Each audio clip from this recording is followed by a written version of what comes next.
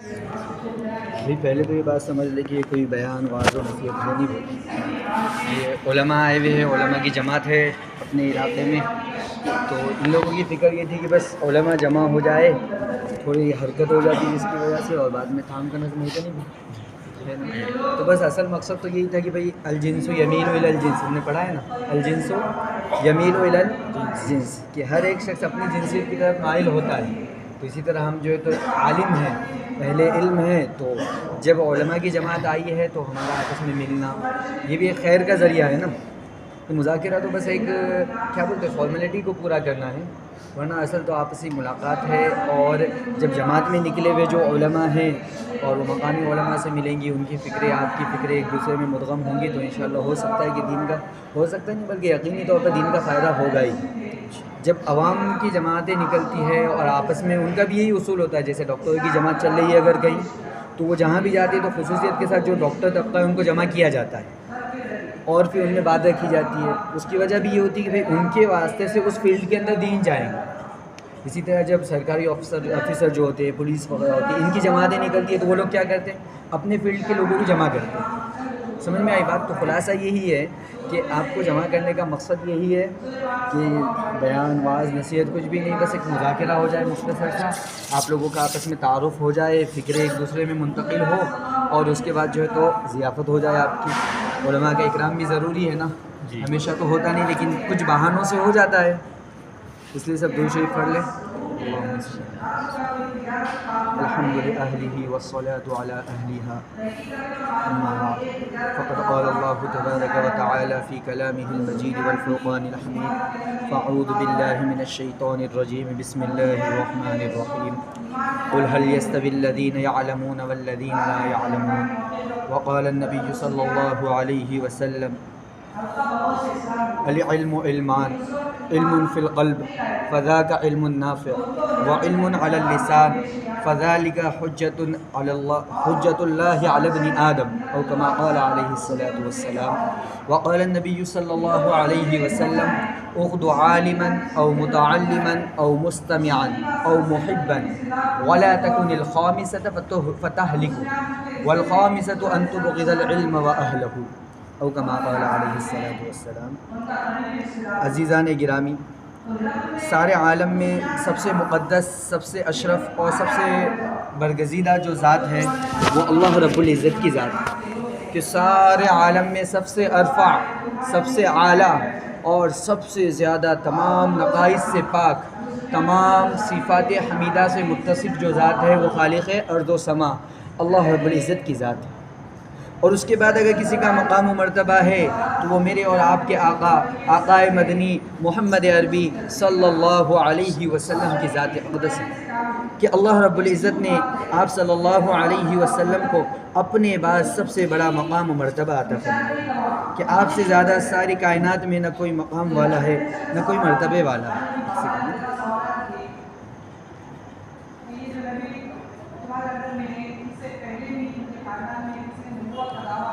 تو آپ صلی اللہ علیہ وسلم کی ذات وہ ذات ہے جو سارے عالم میں اللہ رب العزت کے بعد سب سے اعلیٰ درجہ رکھتی ہے، کہ اللہ نے خود فرمایا: وَرَفَعْنَا لَكَ ذِكْرَكَ، وَرَفَعْنَا لَكَ ذِكْرَكَ.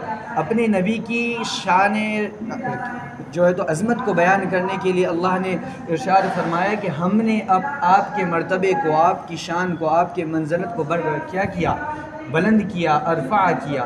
اور جس کی شان کو اللہ بڑھائے اس سے بڑا کوئی ہو سکتا؟ تو خلاصہ یہ نکلا کہ ساری کائنات میں سب سے پہلے لائق حمد و ستائش ہے وہ اللہ کی ذات ہے، دوسرے نمبر پر محبوب خدا کی ذات ہے. اس کے بعد اللہ رب العزت نے ترتیب وار ہر ایک کے درجات کو متعین کیا. تو اب اللہ کی ذات، اللہ کے نبی کی ذات، انبیاء صحابہ کے بعد اللہ نے ان لوگوں کے مقام کو رکھا ہے جن کے سینے میں اللہ کا یا اللہ کے نبی کا کلام محفوظ ہے، کیونکہ سب سے مقدس اللہ کی ذات، لہذا جس کے دل میں اللہ کا کلام محفوظ ہوگا وہ بھی کیا ہو جائے گا؟ مقدس ہو جائے گا، ارفع ہو جائے گا، اعلیٰ ہو جائے گا، افضل ہو جائے گا. اسی طرح جس کے دل میں نبی صلی اللہ علیہ وسلم کا کلام ہوگا اس کا بھی وہی مقام و مرتبہ ہوگا. تو خلاصہ کلام کہ اللہ رب العزت نے اپنے کلام کو محفوظ کرنے کی وجہ سے حفاظ کے درجے کو بلند کر دیا. اپنے نبی کے الفاظ کو دہرانے کی وجہ سے، نبی کے الفاظ کو یاد کرنے کی وجہ سے اللہ نے علماء کے مقام کو بھی بلند کر دیا کہ اب یہ بھی روئے زمین کے اوپر سب سے مقدس ہستیاں ہیں. اب ان سے اعلیٰ موجودہ دور میں کوئی نہیں ہو سکتا، کیونکہ انبیاء کا دور چلا گیا، صحابہ کا دور چلا گیا. اب دور جو ہے تو امت ان لوگوں سے خالی ہے. اب اس وقت دنیا میں سب سے مقدس وہ لوگ ہیں جن کے دلوں میں اللہ کا کلام اور اللہ کے نبی کا کلام محفوظ ہے. تو اللہ کا شکر ہے کہ اللہ تعالیٰ نے مجھے اور آپ کو ان لوگوں میں بنایا جو دنیا کے سب سے مقدس ترین لوگ ہیں، اور مجھے اور آپ کو آقا مدنی صلی اللہ علیہ وسلم کی زبانی یہ مژدہ سنایا کہ علماء انبیاء کے وارث ہیں. علماء کو انبیاء کی وراثت دی گئی، علماء کو انبیاء کا نائب بنایا گیا. تو عزیزوں، بزرگوں، دوستوں، ایک بات سمجھتے چلو کہ ہم قرآن و حدیث کا مطالعہ کرتے ہیں یا تاریخ کا مطالعہ کرتے ہیں تو ہمیں یہ پتہ چلتا ہے کہ انبیاء علیہ السلام جو تھے، کیونکہ ہم انبیاء کے وارث ہیں نا. ہم کس کے وارث ہیں؟ انبیاء کے وارث ہے. تو مورث کی ذمہ داری ہے، وارث کی ذمہ داری ہے کہ وہ اپنے مورث کی زندگی کو دیکھے، اس کے مشن کو دیکھے، اس کے کام کرنے کے طریقے کو دیکھے. یہ کس کی ذمہ داری ہے؟ وارث کی ذمہ داری ہے کہ وہ اپنے مورث کے مشن کو بھی دیکھے، کام کرنے کے طریقے کو بھی دیکھے، اس کے کام کرنے کے انداز کو بھی دیکھے. جب ہم قرآن کو کھولتے ہیں تو ہمیں پتہ چلتا ہے کہ انبیاء علیہ السلام نے اپنی اپنی قوموں کے اندر جو محنت کی، اس کی ایک بنیادی ان کا ایک طریقہ تھا، ان کا محنت کرنے کا ایک اصول تھا. آپ کسی بھی نبی کی دعوت کو اٹھا کر دیکھو، اس نبی کی دعوت میں آپ کو یہ چیز دکھائی دے گی. اور وہ چیز کیا تھی کہ اس وقت ان کی امت میں جس قسم کی برائی عام ہوتی، نبی اس کے مخالفت میں کیا کرتے؟ دعوت دیتے. حضرت شعیب علیہ السلام کی دعوت کو اٹھا کر دیکھو، قرآن میں 8ویں پارے کے اندر بھی تذکرہ ہے، 19ویں پارے میں بھی ہے کہ حضرت شعیب علیہ السلام کی قوم ناپ تول میں کیا کرتی تھی؟ کمی کرتی تھی. تو حضرت شعیب علیہ السلام کی دعوت کا جہاں تذکرہ آیا تو کیا فرمایا کہ وَلَا تَنْقُصُوا الْمِكْيَالَ وَالْمِيزَانَ بِالْقِسْطِ، ہے کہ نہیں؟ کہ شعیب علیہ السلام نے ان کو اس برائی سے روکا جو اس قوم میں عام تھی. تو پتہ یہ چلا کہ موجودہ دور میں ہمارے عوام کے اندر جو برائیاں عام ہیں اس کو ختم کرنا یہ علماء کا کیا بولتے وراثت کے اندر ملنے والی سب سے بڑی ذمہ داری ہے. حضرت لوط علیہ السلام کی قوم کو دیکھو کہ وہ ایک مخصوص قسم کے قبیح عمل کا شکار تھی. تو جب لوط علیہ السلام آئے تو انہوں نے اپنی قوم کو اس برائی سے روکا خصوصیت کے ساتھ. حضرت نوح علیہ السلام کا واقعہ اللہ نے سورہ نوح میں اس کے علاوہ ذکر کیا. اس کو اٹھا کر دیکھو تو پتہ چلے گا کہ نوح علیہ السلام نے بھی، ان کی قوم بت پرستی کا شکار تھی تو نوح علیہ السلام نے بت پرستی کے خلاف انہیں دعوت دی، اللہ کی وحدت کی دعوت دی. تو پتہ چلا ہمارے دور میں جو برائیاں امت میں عام ہیں اس کے خلاف جو کام کرے گا وہی حقیقی وارث نبی ہونے کا حقدار کہلائے گا. ہم آگے چلتے ہیں کہ آقا مدنی صلی اللہ علیہ وسلم کی زندگی کو اٹھا کر دیکھو، بلکہ نزول قرآن کی ترتیب کو بھی دیکھو کہ اللہ تعالیٰ نے قرآن کو کیف متفق نازل نہیں کیا کہ ایک دم سے جو آیت نازل کرنا ہے کر دی، بلکہ دھیرے دھیرے. پہلے مکے میں تھے، نماز روزے حج کا حکم نہیں دیا. ابتدائی اسلام میں نماز روزے کو فرض نہیں کیا، حج کو فرض نہیں کیا، زکوٰۃ کی فرضیت نازل نہیں ہوئی، بلکہ پہلے اللہ نے توحید کی دعوت دی. کیا دی اللہ تعالیٰ نے؟ توحید کی دعوت دی، تبلیغ کی دعوت دی، قیامت کے منظر کو کھول کے بیان کیا. اس لیے کہ وہ وقت اس چیز کا متقاضی تھا کہ ابھی جو ہے تو امت تیار نہیں ہوئی تھی فرائض کو ادا کرنے کے لیے. اس لیے ابھی ان کو جو ہے تو وعدے بتائے گئے، جنت کی نعمتوں کو کھول کر بیان کیا گیا. قرآن کو اٹھا کر دیکھو، جتنی مکی صورتیں ہیں اس میں احکامات بہت کم ملیں گے. مکی صورتوں کے اندر احکامات کم ہیں. مکی صورتوں کے اندر اکثر جنت کا تذکرہ ہے کہ جنت سے کو جو ہے تو جنت کی نعمتوں کو گنا کر اس کی رغبت دلائی گئی. جہنم کا تذکرہ ہے کہ اس کے عذاب کو بتا کر لوگوں کو ڈرایا گیا کہ ایک اللہ کو مان لو. پھر جو ہے تو اس کے بعد توحید کے فوائد کو عقلی دلائل سے ثابت کیا گیا. مکی صورتوں میں آپ کو یہ خلاصہ ملے گا. تو پتہ کیا چلا کہ اللہ تعالیٰ نے بھی اس چیز کی رعایت کی ہے کہ جس وقت جس چیز کی ضرورت ہے اس وقت وہ چیز پیش کی جائے. تو سامنے والے بھی اس کو کیا کرتے ہیں؟ قبول کرتے ہیں. پھر جب مدینہ آئے تو اب مدینے میں نوعیت بدلی جا چکی تھی، ایک اسلامی معاشرہ تشکیل پا چکا تھا. تو اب اللہ تعالیٰ نے کیا کیا؟ مدنی صورتوں کے اندر دیکھو، سب سے پہلے جمعہ کہاں ادا کیا گیا؟ مدینے کے اندر آنے کے بعد اس کے بعد ایک ہجری گئی، دوسرے ہجری میں کیا ہو گیا، روزہ فرض ہو گیا، زکوٰۃ کو فرض کیا گیا، دھیرے دھیرے جیسے قافلہ آگے بڑھتا گیا تو اللہ تعالیٰ نے پھر حج کو فرض کیا۔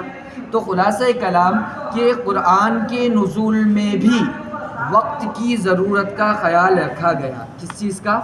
وقت کی ضرورت کا خیال رکھا گیا۔ آگے چلتے ہیں، آقا مدنی صلی اللہ علیہ وسلم کا بھی یہی طرز تھا کہ جب 3 سال ابتدا میں اللہ تعالیٰ نے آپ کو نبی بنایا اور مبعوث کیا تو اللہ کے نبی نے ڈائریکٹ کھلم کھلا آ کر اعلان نہیں کیا، بلکہ 3 سال تک کیا کرتے رہے اللہ کے نبی؟ مخفی طور پر چھپ کر دعوت دیتے رہے۔ یہ اپنی امت کو میسج اور پیغام دینا تھا کہ دیکھو وقت ایسا بھی آ سکتا ہے کہ بعض اوقات مصلحت کے تحت آپ کو جذبات کو دباتے ہوئے، عقل مندی سے کام لیتے ہوئے بعض ایسے کام ہوں گے جو آپ کو مخفی انداز میں بھی کرنے پڑیں گے۔ علماء کرام موجود ہیں اور اشارے سمجھتے چلے، ہر چیز کھول کر بیان نہیں کی جاتی، بس اشارے سمجھتے چلے۔ آپ اہل علم ہیں اور آپ نے بات نہیں کرنا ہے، بس کچھ دیر مذاکرہ کرنا ہے۔ اور ایک بات یہ بھی کہ اگر کہنے میں کچھ زیادتی ہو یا کمی ہو تو اشارہ کر دے کہ بھائی یہ چیز جو ہے تو غیر مناسب ہے، کیونکہ علماء میں تو مذاکرہ ہوتا ہے نا، بیان تو عوام میں ہوتا ہے۔ عوام کا مسئلہ کیا؟ آمنا و صدقنا، جو بھی بولے، فرعون علیہ السلام بھی بولے تو ہاں ماشاء اللہ، موسیٰ علیہ السلام کے بجائے فرعون علیہ السلام بھی بولے تو امت کیا بولتی؟ سبحان اللہ، کیا بیان کرے مولانا۔ لیکن علماء کے بیان میں یہ نہیں ہونا چاہیے، علماء میں اور عوام میں فرق ہونا چاہیے کہ جو چیز سمجھ میں نہ آئے تو بتا دے، پوچھ لے، بعد میں جو ہے تو اس کا مذاکرہ کر لے، اس کی اجازت ہوتی ہے، ٹھیک ہے نا۔ آگے چلتے ہیں، پھر دور صدیقی کے اندر دیکھو، اللہ کے نبی صلی اللہ علیہ وسلم کا انتقال ہو گیا۔ اب اس وقت امت کو سب سے زیادہ ضرورت اس بات کی تھی کہ جو جھوٹے مدعیان نبوت تھے ان کے خلاف جنگ کرنی تھی۔ تو حضرت صدیق اکبر کی زندگی کو اٹھا کر دیکھو، 2-2.5 سالہ جو ان کا دور خلافت ہے، ساری جنگیں جو ہے تو انہی کے خلاف لڑی گئی کہ نہیں؟ پھر اس کے بعد جیسے آگے بڑھتے ہیں، خلافت عمر آتی ہے۔ اس وقت موقع یہ تھا کہ جو ہے تو اسلامی نظام پورا منظم ہو چکا تھا، عالم عرب کے اندر سے ارتداد کی فضا بھی ختم ہو چکی تھی۔ تو اب امت کی ضرورت یہ تھی کہ جزیرۃ العرب سے نکل کر باہر جا کر لوگوں کو اسلام کی دعوت دے۔ تو سیرت عمر کو اگر اٹھا کر دیکھتے ہیں، 10 سال کچھ ماہ حضرت نے حکومت کی، ساری جنگ جو ہے تو ان کا دور خلافت باہر کے ممالک کی فتوحات میں گزرا، کیونکہ اس وقت امت کی ضرورت وہی تھی۔ پھر حضرت عثمان رضی اللہ تعالیٰ عنہ کا دور آتا ہے، تو اس وقت موقع یہ تھا کہ قرآن کو جمع کرنے کا مسئلہ پیش آیا کہ صدیق اکبر نے تو جمع کر دیا تھا قرآن کو ایک جگہ، لیکن وہ عرب کی 7 لغتوں کے اندر منتقل تھا اور آگے اس کے اندر اختلاف ہونے کا اندیشہ تھا۔ تو حضرت عثمان رضی اللہ تعالیٰ عنہ نے ساری امت کو ایک قرآن پر متفق کیا، اسی لیے حضرت قرآن کو جامع القرآن کہا جاتا ہے نا حضرت عثمان کو۔ تو پتہ کیا چلا کہ حضرت عثمان نے بھی امت کے تقاضے کے اعتبار سے کام کیا۔ پھر آگے چلتے ہیں، 100 سال کا عرصہ گزر گیا اللہ کے نبی کی وفات کو، 1 صدی گزر چکی۔ اس کے بعد اب یہ مسئلہ درپیش تھا کہ اللہ کے نبی کے جو اقوال تھے، جو احادیث تھے، اس کو باقاعدہ لکھا نہیں گیا تھا۔ اب امت کی ضرورت کیا تھی کہ ان احادیث کو محفوظ کیا جا سکے، ان احادیث کو باقاعدہ لکھا جا سکے تاکہ اللہ کے نبی کے الفاظ کہیں آگے جا کر ضائع نہ ہو جائے۔ تو دیکھیے حضرت عمر ابن عبدالعزیز کا زمانہ ہے، سن 101 ہجری کا دور ہے۔ انہوں نے کیا کیا؟ خط لکھا اپنے تمام عمال کی طرف اور تمام حفاظ حدیث کی طرف کہ آپ کو کیا کرنا ہے؟ تدوین حدیث کا کام انجام دینا۔ بات سمجھ میں آ رہی نا؟ اصل ایک ہی چیز سمجھا رہا میں، واقعات تبدیل کر کے، بس امت کو جس چیز کی ضرورت ہے اس وقت آپ وہ کام کرو گے تو آپ کا کام جو ہے تو امت کے لیے فائدہ مند ہوگا۔ امت کو جس چیز کی ضرورت نہیں ہے آپ اس کام میں لگو گے تو آگے جا کے جو ہے تو امت کو اس سے اتنا زیادہ فائدہ نہیں ہوگا۔ اب خلاصہ آگے بتاؤں گا کہ امت کو کس چیز کی ضرورت ہے، ابھی سے پریشان نہ ہو بلکہ بات کو سمجھتے چلے دھیرے دھیرے، ٹھیک ہے؟ تو اس کے آگے جب امت کو ضرورت یہ تھی کہ اللہ کے نبی کے احادیث کو محفوظ کیا جائے، کیونکہ خوارج کا فتنہ بھی حضرت علی کے زمانے میں اٹھ چکا تھا، شیعہ بھی اپنی آنکھیں ابھار چکے تھے۔ اب حضرت عمر ابن عبدالعزیز کے زمانے میں نبی کے الفاظ کو محفوظ کرنا امت کی بہت بڑی ذمہ داری تھی۔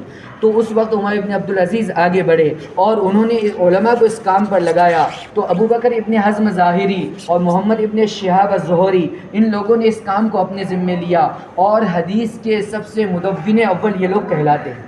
تو انہوں نے کام کیا تو آج بھی دنیا یاد کرتی ہے کہ نہیں؟ پھر آگے چلتے ہیں، اس کے بعد دور یہ تھا کہ اللہ کے نبی کی حدیثیں محفوظ ہو چکی تھی، لیکن ان احادیث سے مسائل کا استنباط باقی تھا۔ سن 110 ہجری تک ساری احادیث جو کیا ہو گئی تھی، ایک جگہ جمع ہو چکی تھی کہ مسند ابو حنیفہ جو ہے، موطا مالک جو ہے، موطا محمد ہے، یہ ان زمانے میں لکھی جا چکی تھی۔ اب امت کو ضرورت یہ تھی کہ حدیثیں سب جمع ہو چکی ہے، لیکن حدیثوں کے اندر مختلف احادیث میں مختلف اعمال بتائے گئے، اب امت عمل کس پر کرے؟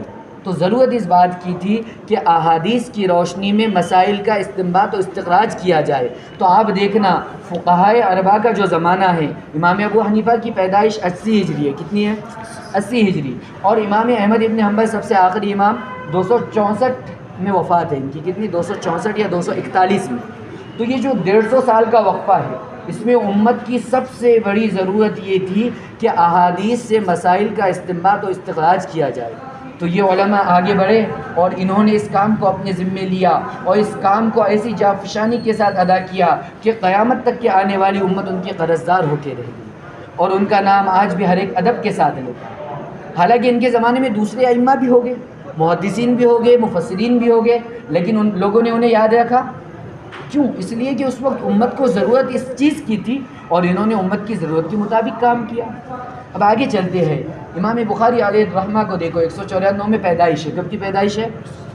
دوسری صدی ہجری ختم ہونے کے قریب ہے، امام بخاری کی پیدائش ہوتی ہے۔ اب اس وقت مسئلہ یہ درپیش تھا کہ اللہ کے نبی کی احادیث جمع ہو چکی تھی، دوسری بات مسائل کا استنباط و استخراج بھی ہو چکا تھا، لیکن جو واضح تھے موضوع حدیثیں بیان کرنے والے کذاب لوگ جو تھے، وہ اللہ کے نبی کی روایتوں کے اندر من گھڑت روایتیں داخل کرنے لگے، اور اس کے بعد امت کو یہ امتیاز باقی نہ رہا کہ کون سے نبی کا قول کون سا ہے اور کون سی حدیث من گھڑت ہے۔ اس بارے میں امت کو بڑا مسئلہ پیش آیا۔ اب امت کو ضرورت اس بات کی تھی کہ کوئی آگے بڑھے اور امت کو اس بڑے پریشانی سے نجات دلائے۔ تو آپ دیکھنا سیاہ ستہ کے جو مصنفین ہیں، امام بخاری 194 میں پیدائش ہے، وہاں سے اب اس چیز کی ضرورت پڑی، تو اس کے بعد دیکھنا امام مسلم 202 میں ان کی پیدائش ہوئی، امام نسائی 203 میں ہے غالباً، اور ایک 209 کے اندر ہے۔ تو جتنے بھی ائمہ یہ 10-15 سال کے اندر ان کی پیدائش ہے، اور ان کی وفات سب سے اخیر میں امام نسائی کی وفات ہے 300 غالباً 15 یا 13۔ تھوڑا سمجھتے چلے، ہاں گہری بات ہے، لیکن ایک آخر میں بس ایک میسج دینا ہے آپ کو، دوسرا کچھ بھی نہیں۔ تاریخیں اس لیے بتا رہا ہوں تاکہ آپ کے سامنے زمانہ آئے۔ تو خلاصہ کلام 194 عیسوی ہجری سے لے کر 315 عیسوی ہجری تک، یعنی یہ 120 یا 130 سال کا جو زمانہ تھا، اس وقت امت کو اس بات کی ضرورت تھی کہ احادیث نبوی کے اندر جو من گھڑت روایتیں داخل ہو چکی تھی، اب صحیح اور غلط کو الگ الگ کر کے ایک ساتھ جمع کرنا اور نبی کی صحیح حدیثوں کو امت کے سامنے پیش کرنا، یہ وقت کا تقاضا تھا۔ تو اس وقت کے علماء نے اس چیز کو آگے بڑھ کر اپنی ذمہ داری سمجھتے ہوئے کام کیا۔ تو آج ساری دنیا کے اندر سیاہ ستہ کا نام لیا جاتا ہے کہ کوئی عالم ان کو پڑھے بغیر عالم کہلاتا ہے؟ کوئی عالم سیاہ ستہ کو سند کے بغیر پڑھے تو عالم کہلائے گا؟ جب امام بخاری کا نام آتا ہے تو عظمت سے ہمارا سر جھکتا کہ نہیں؟ کیوں؟ ایک تو ان کا مجاہدہ اپنی جگہ، وہ ساری چیزیں کی مجاہدہ تھا، سب کچھ ہے، لیکن سب سے اہم چیز یہ تھی کہ انہوں نے امت کے تقاضے اور ضرورت کے اعتبار سے کام کیا۔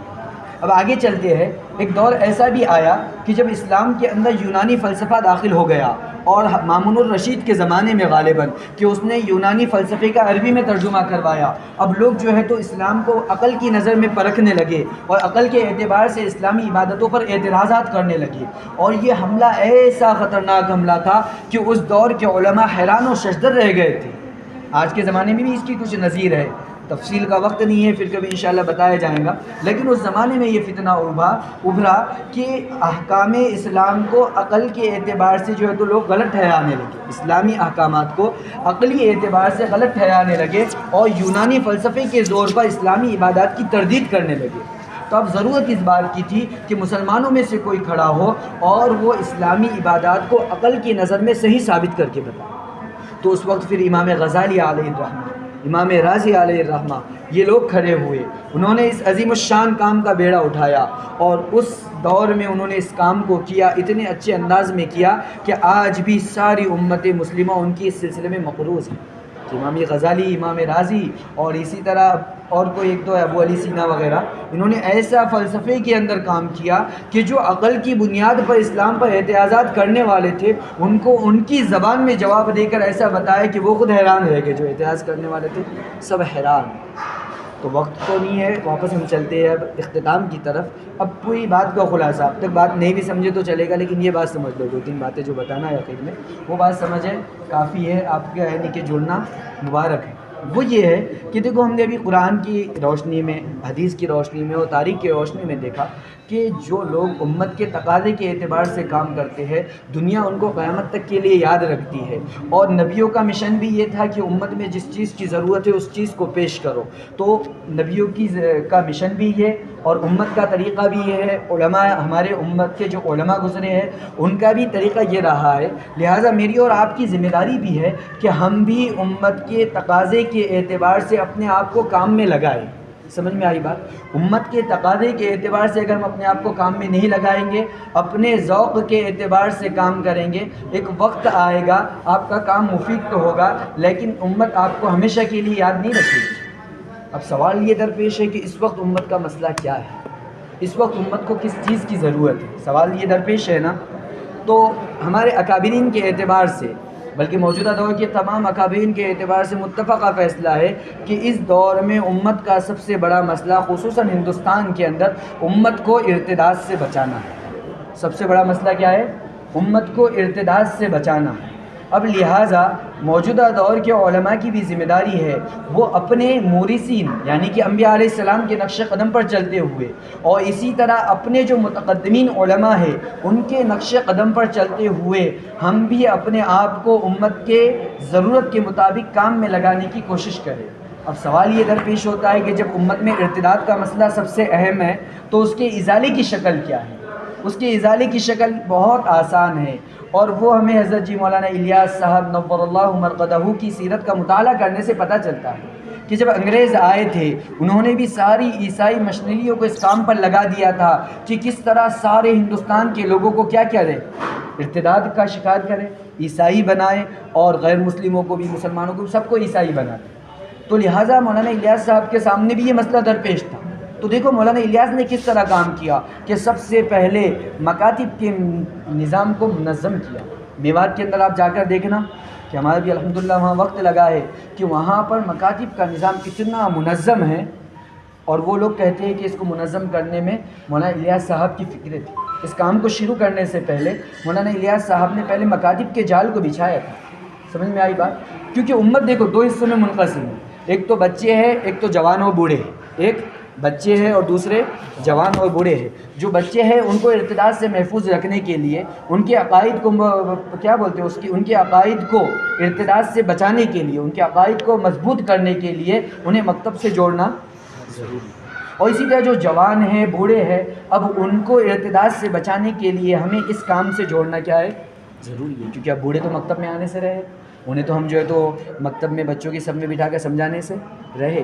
لہٰذا اب اس موجودہ دور میں علماء کی سب سے بڑی ذمہ داری یہ ہے کہ امت میں جو سب سے اہم مسئلہ ہے، امت کا جو تقاضا ہے ارتداد کا، اس کو دور کرنے کی کوشش میں جد و جہد میں لگ جائے۔ اور اس کی شکل جیسے آپ کو بتائی گئی کہ امت 2 حصوں میں منقسم ہے، ایک یہ ہے کہ بچے اور دوسرے جوان اور بوڑھے۔ لہٰذا ہم علماء ہیں، ہمارا ذہن محدود نہیں ہونا چاہیے کہ بس ہم ایک ہی امت کے ایک ہی طبقے میں کام کر رہے ہیں، ہم امت کے ایک ہی طبقے میں کام کر رہی ہے تو عوام کی ذمہ داری ہے، لیکن علماء کی ذمہ داری ہے کہ وہ ہمہ جہت رہے۔ ہر طبقے کے اندر علماء کی جو ہے تو کیا ہونی چاہیے؟ کارکردگی ہونی چاہیے، ان کی کارکردگی یا جو ہے تو ان کی خدمت ہونی چاہیے۔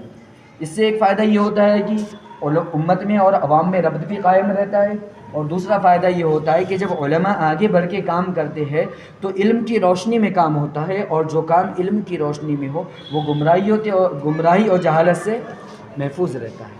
اور اگر علماء پیچھے ہٹ جائیں گے تو ظاہر سی بات ہے جب ہم اپنی جگہ چھوڑ دیں گے، مثال کے طور پر 10 لوگ پہلی صف میں کھڑے ہوئے، اب اس میں سے 5 لوگ پیچھے چلے گئے، اس صف کو چھوڑ دیا، تو ظاہر سی بات ہے کہ نہیں کوئی دوسرا آ کے کھڑا ہوگا کہ نہیں وہاں پر۔ اب جو چھوڑ کر گئے وہ اشکال کر سکتے کہ بھئی وہاں جا کے تم کیوں کھڑے ہوئے تھے پہلی صف میں؟ وہ کیا کہیں گے؟ بھئی جگہ خالی تھی اس لیے ہم کھڑے ہو گئے، تم کھڑے ہوتے تو ہم آتے کیا وہاں پر؟ تو خلاصہ کلام یہی ہے کہ ہم علماء ہیں، لہٰذا ہمارے اندر وسعت نظری ہونی چاہیے، تنگ نظری کا شکار نہیں ہونا چاہیے۔ امت کو ارتداد کا مسئلہ درپیش ہے تو ہمیں ساری امت کی فکر کرنی چاہیے، ساری امت کی فکر کرنی چاہیے، امت کے ایک مخصوص طبقے کی نہیں کرنی چاہیے، بلکہ ساری امت کی فکر۔ اور اس کا طریقہ آپ کو بتایا گیا کہ جو امت کے بچے ہیں ان کو ہم مکتب سے جوڑنے کی فکر کریں، اور جو مکتب سے جڑے ہوئے ہیں ان کو مضبوطی کے ساتھ اور جوڑنے کی کوشش کریں، تاکہ بچپن ہی سے ان کے عقائد کیا ہو جائے، مضبوط ہو جائے۔ جب ان کے صحیح عقیدے ہو گئے تو آگے چل کے مستقبل کے اندر، چونکہ بچپن میں جو ہوتا ہے، حافظ ابن حجر نے لکھا ہے نا فتح الباری کے اندر، النقش فی الصغر کالنقش فی الحجر، کیا لکھا ہے حافظ ابن حجر نے؟ چونکہ وہ النقش فی الصغر کالنقش فی الحجر، کہ بچپن کے اندر جو لکھا جاتا ہے یا بچوں کے دماغ میں جو بٹھایا جاتا ہے وہ گویا کہ ایسا ہے جیسے کہ پتھر کے اوپر لکھا ہوا، پتھر کے اوپر لکھا ہوا مٹتا ہے کیا؟ تو اسی طرح اگر ہم بچپن سے ان کے عقائد پر محنت کریں گے، ان کے عقائد کو جو ہے تو بدعات سے، خرافات سے، غلط رسم و رواج سے، غلط عقیدوں سے، غلط فہمیوں سے خارج کریں گے، تو اللہ کی ذات سے امید ہے کہ بچپن میں جب ان کی یہ ذہن سازی ہوگی، موت تک وہ اس پر ڈٹے رہیں۔ یہ تو ایک مسئلہ حل ہو گیا مکاتب کے ذریعے۔ اب آگے چلتے ہیں، امت کا ایک جو دوسرا اہم طبقہ ہے جسے ہم نوجوان طبقہ کہتے ہیں، جسے ہم کیا کہتے ہیں؟ نوجوان طبقہ، جو کالج یونیورسٹی کے اندر تعلیم حاصل کرتا ہے، وہاں وہ غیر مسلموں کے ساتھ بھی ان کا ربط ہوتا ہے، وہاں پر ان کا جو ہے تو دوسرے جنس کے لوگوں کے ساتھ بھی، سمجھ رہے ہو نا، دوسرے جنس کے لوگوں کے ساتھ بھی ان کا اختلاط ہوتا ہے، اٹھنا بیٹھنا ہوتا ہے، جس کی وجہ سے بہت سارے مسائل درپیش ہوتے ہیں۔ لہٰذا ان کے لیے ہم دو انتظام کر سکتے ہیں، ایک یہ کہ اپنے علاقے میں تعلیم بالغان کا انتظام کریں کہ اس میں ان کو جوڑ کر ان کے عقائد، مسائل، نمازیں اور قرآن کو درست کریں۔ اگر وہ اتنا ٹائم نہیں دے سکتے تو پھر ان کو کیا کریں؟ مسجد وار جماعت سے جوڑ کے کیا کریں؟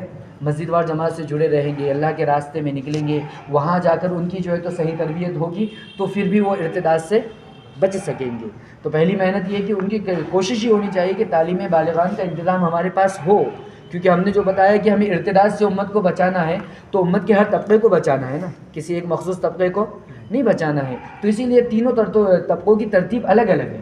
پہلے طبقے کی آپ کے سامنے آ گئی، دوسرے طبقے کی جو ہے تو دو ترتیبیں ہیں، ایک یہ کہ تعلیم بالغان کا انتظام کرے، یا دوسرا ان کو مسجد وار جماعت سے جوڑ دے، جماعت کے اندر اللہ کے راستے میں نکالے اور اعمال سے جڑے رہیں گے، مسجد کی آبادی سے جڑے رہیں گے، اللہ اس کی برکت سے ان کے عقیدوں کو محفوظ رکھے گا، ان کے ایمان میں پختگی پیدا فرمائیں گا۔ اور تیسرا طبقہ جو ہے وہ 50+، یعنی کہ کیا بولتے ہیں اپنی زبان میں، جو قبر کے قریب پہنچ چکے ہیں۔ اب ان کا مسئلہ نہ مکتب سے حل ہوگا، نہ تعلیم بالغان سے حل ہوگا، ان کے لیے چونکہ اب زبان بھی ان کی جو ہے تو اتنی کام نہیں کرتی ہے، اور اتنا سن کر چلنے کا جذبہ بھی ان کے اندر نہیں ہوتا ہے، لہٰذا اب ہماری ذمہ داری ہے کہ ہم ان کو کیا کریں؟ جماعت کے ساتھ اور اس کام سے جوڑ دے، اس کے فضائل بتا کر، اس کے مناقب بتا کر ان کو اس کام سے جوڑ دے۔ جب ہم امت کو مجموعی طور پر اس کام سے جوڑیں گے، سمجھ میں آ رہی بات؟ یہ میں اور آپ یعنی کہ علماء کا طبقہ ہی کر سکتا ہے، عقل مندی کے ساتھ، ہوش مندی کے ساتھ، جذبات کو ایک سائیڈ میں رکھتے ہوئے اگر یہ کوئی کام کر سکتا ہے وہ علماء کا طبقہ ہی ہے، کہ ان کے پاس علم ہوتا ہے، سمجھ ہوتی ہے، مصلحت ہوتی ہے، مصلحت بھی یہ سمجھتے ہیں کس میں کیا مصلحت ہے، اور امت کی ترجیحات کا جو شعبہ ہے کہ کب کیا چیز کرنی چاہیے، یہ میں اور آپ ہی سمجھ سکتے ہیں عوام کے مقابلے میں زیادہ۔ تو جب ہم آگے آ کے اس کام کو سنبھالیں گے نا تو انشاءاللہ یہ سارا ترتیب صحیح ہو سکتی ہے۔ اگر ہم اس ایک شعبے کے ساتھ محدود ہو کر بیٹھ جائے اور ہم سوچیں کہ بھئی ہم نے ایک شعبہ سنبھال لیا اور دوسرا شعبہ دوسرے لوگ سنبھال لیں گے جو کم علمی کا شکار ہے، تو یہ میرے بھائیو، عزیزو، بزرگو، دوستو، یہ میری اور آپ کی غلط فہمی ہے، کیونکہ ہم انبیاء کے وارث ہیں۔ آپ صلی اللہ علیہ وسلم کو دیکھو کہ ہر شعبے کے اندر، امت کے ہر شعبے کے اندر اللہ کے نبی نے کام کیا۔ جب ہمارے مورث نے ہر شعبے میں کام کیا تو وارث ہونے کی حیثیت سے کام کرنا ضروری نہیں، لیکن نگرانی تو ہم کر سکتے ہیں نا۔ الفاظ پہ غور کرتے چلیں، ورنہ بعد میں جو ہے تو کیا ہوگا، مسئلہ پیش ہوگا، اس لیے غور سے سنیں کہ ہر فیلڈ کے اندر گھس کر کام کرنا ضروری نہیں، لیکن نگرانی تو کر سکتے ہیں نا۔ مولانا الیاس صاحب کو یاد ہوں گا آپ کو واقعہ، وقت ہو رہا ہے کہ بھی وقت ہو تو اشارہ کر دیا، بس اب میں چونکہ بات سمیٹنا چاہ رہے لیکن وہ جزیات سے جزیات نکلتے جا رہے ہیں۔ کون ہے یہاں پر اصل؟ عامر صاحب، اشارہ کھانے کے ٹائم ہو تو اشارہ کر دیجیے۔ بس ایک آخری بات کر کے ختم کر رہا ہوں، وہ یہ کہ مولانا الیاس صاحب کا واقعہ سنا ہوں گا آپ نے کہ جب وہ دہلی کے اندر بہت بیمار تھے، مولانا الیاس صاحب بہت بیمار، آخری عمر کو پہنچ گئے، تو مفتی شفیع صاحب عثمانی، کون مفتی شفیع صاحب عثمانی، وہاں کسی کام دیوبند سے دلی چلے گئے تھے، انہیں پتہ چلا کہ حضرت جی بیمار ہے، ان کی عیادت کے لیے پہنچے. واقعہ بہت مشہور ہے لیکن بس اشارہ کرنا چاہتا ہوں. اس وقت مولانا نے جو سب سے بڑا شبہ ظاہر کیا تھا وہ یہ کیا تھا کہ میں نے یہ جو کام شروع کیا ہے اس میں علماء بہت پیچھے ہے. اس میں کیا ہے؟ علماء پیچھے ہے، اور مجھے اس بات کا اندیشہ ہے کہ کہیں یہ کام عوام کے ہاتھ میں نہ چلا جائے، اور عوام کے ہاتھ میں جائے گا تو ظاہر سی بات ہے کہ عوام کیا کریں گی؟ کم علمی کی بنیاد پر اس کام کو کریں گی، جس کی وجہ سے اس کے اندر گمراہی اور جہالت آئے گی. واقعہ پڑھا کہ نہیں آپ نے؟ مفتی تقی عثمانی نے درس ترمذی کے اندر کتاب الجہاد کے اندر جب تبلیغ کا باب کھولا نا، وہاں پر اس باب کو ذکر کیا. انہوں نے اس واقعے کو خصوصاً ذکر کیا، اپنے والد صاحب کے واقعے کو ان کے بیٹے نے ذکر کیا، مفتی تقی عثمانی نے. تو انہوں نے کہا کہ وہاں پر مولانا کا سب سے بڑی فکر یہ تھی، اور اس وقت تو مفتی شفیع عثمانی نے ان کو تسلی دلا دی تھی. اس وقت کے علماء مفتی کفایت اللہ، مولانا شیخ زکریا، مفتی عبید اللہ بلیاوی صاحب، اور بڑے بڑے علماء جو تھے، پائے کے عالم مولانا عمر صاحب پالنپوری ہو گئے، مولانا عبید اللہ بلیاوی ہو گئے، یہ سب لوگوں نے آگے بڑھ کر کام کو اپنے ذمے لیا تھا. نتیجہ یہ تھا کہ سارا کام بدعات و خرافات سے پاک تھا. لیکن مولانا تقی عثمانی نے لکھا ہے آگے، لیکن آج ہوا یہ کہ مولانا الیاس کا جو اندیشہ تھا وہ دھیرے دھیرے ظاہر ہونے لگا. مولانا الیاس کو جو خوف تھا نا وہ دھیرے دھیرے ظاہر ہونے لگا کہ علماء دھیرے دھیرے اس کام سے دور ہوتے گئے یا کر دیے گئے، جو بھی مسئلہ ہے، لیکن دھیرے دھیرے علماء اس سے دور ہو گئے. اور پھر ظاہر سی بات ہے جب صف اول خالی ہوگی تو جو وہاں ہوگا وہی آگے آئے گا. تو وہ لوگ جو ہے تو کم علم لوگ آگے آ گئے، جس کی وجہ سے بہت ساری ایسی باتیں اس کام کے اندر داخل ہو گئی جو ہونی نہیں چاہیے. مرکز کے اندر بھی جب ہم سال کے دوران جاتے تھے، مولانا سالی کے وغیرہ ہمارے ساتھ میں تھے، ہم سنا ہے کہ بہت ساری ایسی باتیں ہیں جو کام کے اندر اصول میں ہے ہی نہیں، لیکن چل پڑی کم علمی کی بنیاد پر. تو اس کو ختم کون کرے گا؟ اس کو ختم کرنے کے لیے جبرائیل میکائیل تو آنے والے ہیں نہیں، وہ تو آنے سے رہے. اس کو ختم کرنا میری اور آپ کی ذمہ داری ہے. سوچو نا عزیزو، بس ایک ہی سوال ہے کہ اس کو ختم کون کر سکتا، میرے اور آپ کے علاوہ؟ بھئی اکابر آگے، اب ان کی موجودگی میں بات کرنا مناسب نہیں ہے. اب تک تو ہم عرصے تھے، ہم عرصے تھے، سارے چہرے دیکھ رہا تھا، پڑھ رہا تھا میں. خالی مفتی مولانا عبد المجیب صاحب تھوڑے بڑے تھے، باقی اب ہم عرصے لوگ تھے اس لیے چل رہے تھے. مفتی صاحب آ جائیے. چلو خلاصہ یہ ختم کرتے ہیں. کیا کہاں چل رہے تھے یار؟ یہ کام ختم کرنا. ایک جملہ اچھا یاد ہے ماشاء اللہ. تو خلاصہ کلام کہ یہ جو ساری شکلیں آپ کو بتائی گئی شروع سے جو بیان، اب اس کو ختم کرنے کے لیے کون آگے آئیں گا؟ سوال ہے یہ، کون آئیں گا بتاؤں؟ ظاہر سی بات ہے، پہلے بھی ہم بیان کے اندر بیان کرتے ہیں نا اکثر، جو ابھی سال میں چلے، خصوصاً ان سے تو بہت سنا ہم نے کہ بھئی امت میں جس وقت جو برائی عام ہوتی اس وقت اللہ اس علاقے میں، اس قبیلے میں نبی کو بھیجتے، نبی آ کے اس برائی کو ختم کرتے. تو اب امت میں جو برائیاں آ چکی ہے، اب اس کو ختم کون کریں گے؟ نبی آنے سے رہے، انبیاء جبرائیل میکائیل بھی آنے سے رہے، تو اب کریں گے کون؟ تو ظاہر سی بات ہے اس وقت انبیاء کرتے تھے، اب انبیاء کے وارث کریں گے. ظاہر ہے کہ نہیں؟ تو انشاءاللہ سب کریں گے یا نہیں؟ کچھ باتیں کہی گئی، اس میں کچھ غلطی کوتاہی ہو تو درگزر کرے. اور ارادہ تو نہیں تھا یہ، لیکن یہ تو نے کہا آپ کوئی بکرا نہیں ملا تو ذبح کرنا ہی ہے، بولے اس سے پہلے، تو اس لیے بولے آپ کو ہی بیٹھنا پڑے گا. اور اب بیچارے کے ساتھ، ان کے ساتھ 40-50 دن لگے ہوئے تھے، قلبی تعلق تھا، تو اپنی مشغولیت اور مصروفیت کے باوجود بھی منع نہیں کر سکا، حالانکہ زندگی کی سب سے اہم مشغولیت چل رہی تھی. لیکن پہلے